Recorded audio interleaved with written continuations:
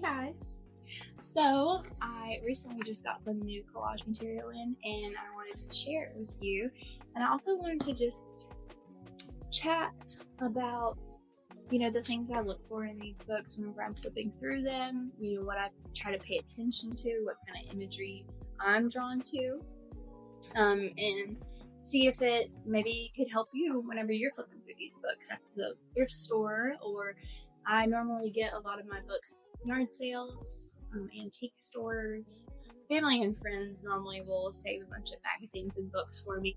What I love most about using like old art books is that the quality of the paper and the images are just so much better than a magazine. If it's what you're going for, some collage artists work really messy, that's totally fine. I'm one of those collage artists that I work relatively small and tight and pretty precise. So having things in this book that are already like ready to cut out, like I don't even have to think about making the shape. I just cut the shape out and put it in my work.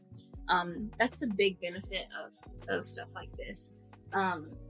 This book was really cool. It's got a lot of imagery that I already work with in here. Stars, spirals, things with borders.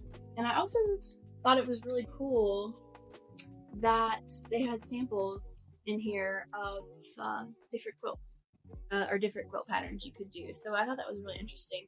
And even thinking about like cutting these shapes out and making something, the shapes are already there for me to cut. So I find that really helpful.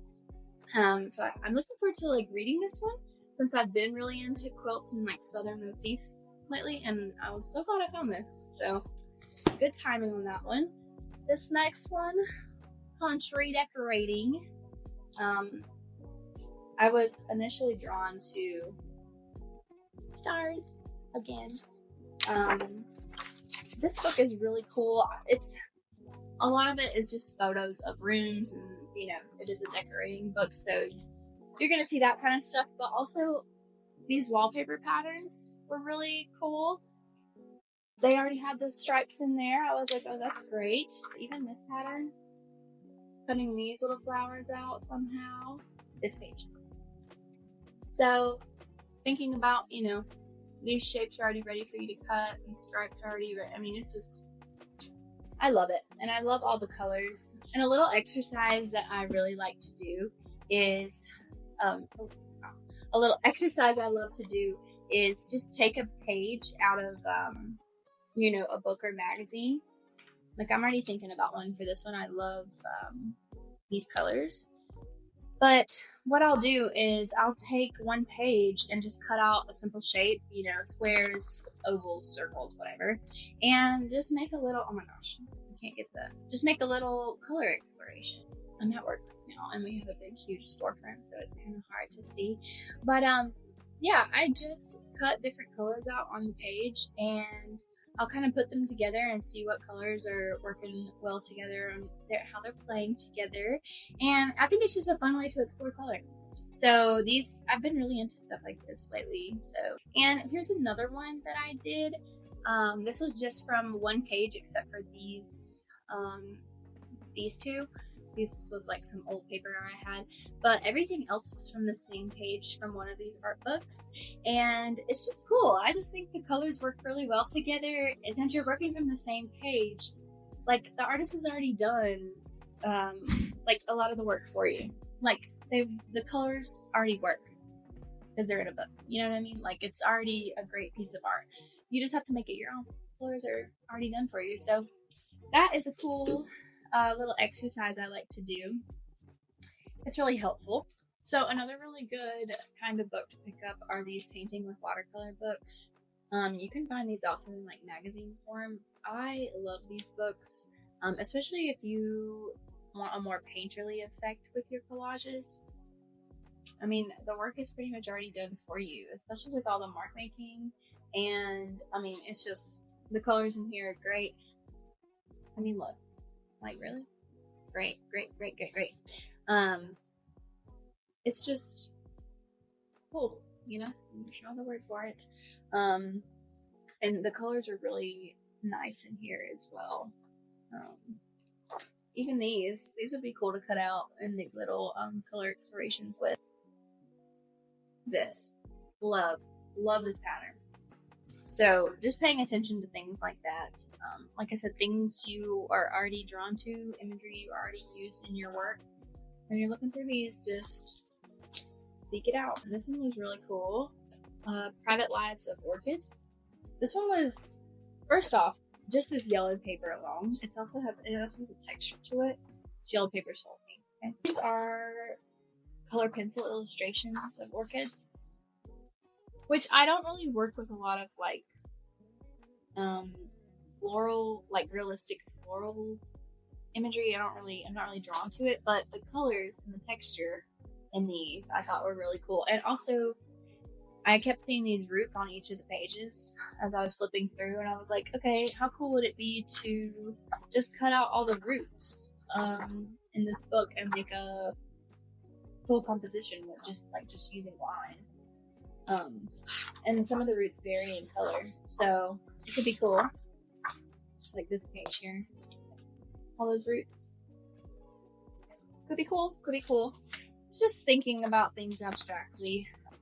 Early Spanish manuscript illumination. I normally don't work with a lot of warm colors, so I was surprised I was kind of drawn to this book, but I thought it could be good for little exercises, just working with a different color palette. But what drew me to this was the little flowers in this border. Like, I'm already imagining putting out this border, this little circle border, and putting something in it, like especially with the little crescent moon here. So cute. And then this page in particular, all the texture, the borders, I mean, it's unreal. All the symbolism, all the motifs in here, even little animals. I mean, it's just, I love this. So I can't wait to play around with this warmer color palette and see what I can come up with. But, oh, and this one. I'm thinking about this, taking all these little circles off this little peacock guy and making something cool out of it. Now, these last two books, these books are few and far between, but you can find them.